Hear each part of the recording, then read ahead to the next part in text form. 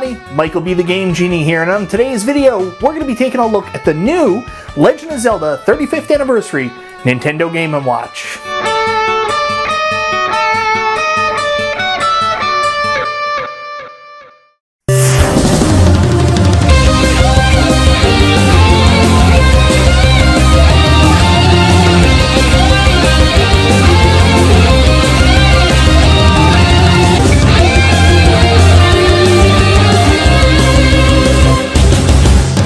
That's right guys, today we're taking a look at the Legend of Zelda Game & Watch that Nintendo released to celebrate the 35th anniversary of the series. Now I'm a big Nintendo guy and an even bigger Legend of Zelda fan, so there was no question on whether or not I was going to pick this up. The question is this merely a nostalgic decoration, or is this a viable and enjoyable way to play these classic games? It's the Legend of Zelda and it's really rad. 35 years ago, a really bad commercial came out, and one of the greatest video games of all time, The Legend of Zelda on the Nintendo Entertainment System. To celebrate this milestone, Nintendo has released another Game & Watch focused on the series as they did last year for Super Mario Bros. Unlike the Super Mario Bros. Game & Watch, I may actually open this one, not just because it's my favorite series of all time, but because it features more than just one game, and a really good sampling of the series with 3 of the first 4 releases. When you open up the package and check out what's inside, you'll find out it doesn't come with much, but doesn't really need to.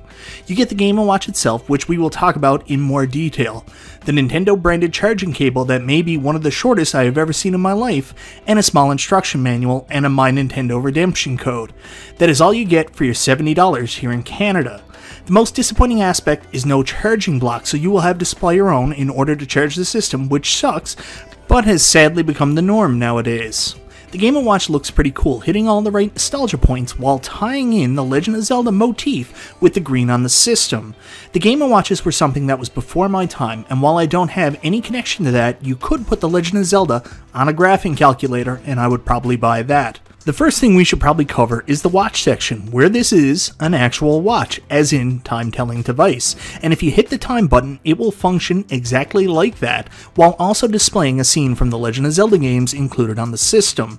If you did want to leave this as a decoration, the cardboard section of the box actually has a retractable stand that you can pull out and set this up on your desk or on a shelf as a standing digital clock, which is pretty neat.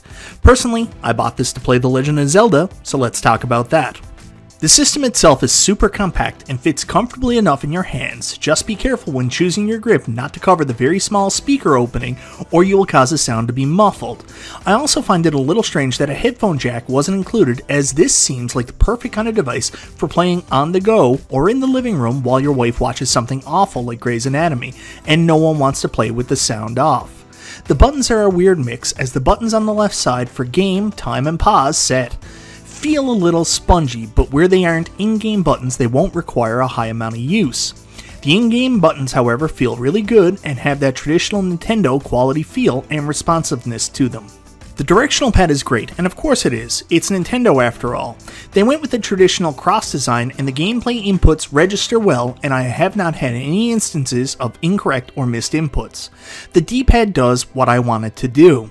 The only gripe I have is where the console itself is compact, so are the buttons, with a really small D-pad and micro A and B buttons. Sometimes you will feel a little goofy using this with adult-sized hands.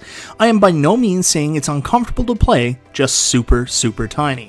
Speaking of super tiny, the screen seems so small. I mean, it's beautiful and the colors are vibrant and the images are super sharp and detailed, but my goodness, is this a small screen.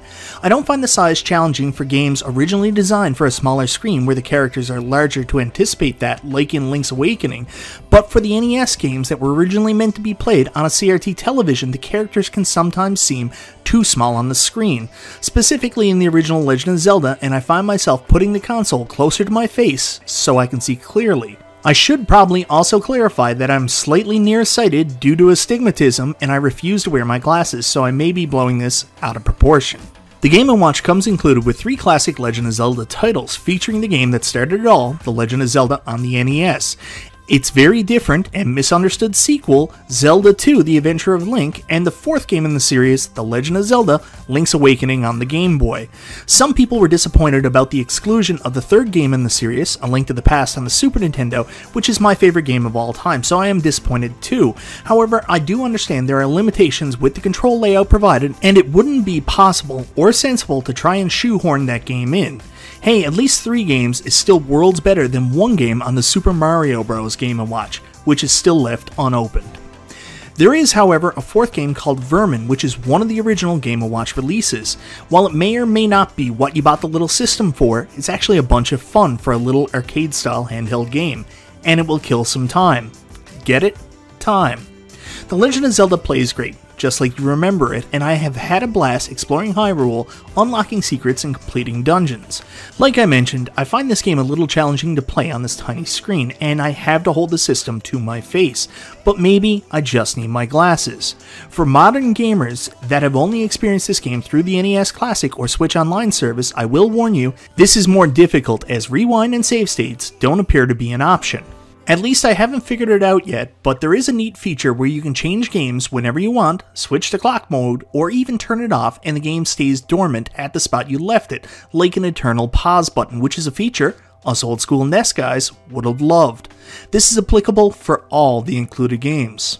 Zelda 2: The Adventure of Link is one of my personal NES favorites and a completely misunderstood game. For some reason they completely overhauled how the game worked and switched to a side-scrolling action platformer with heavy RPG elements. It's a lot to get used to and brutally difficult, but stick with it because the juice is worth the squeeze.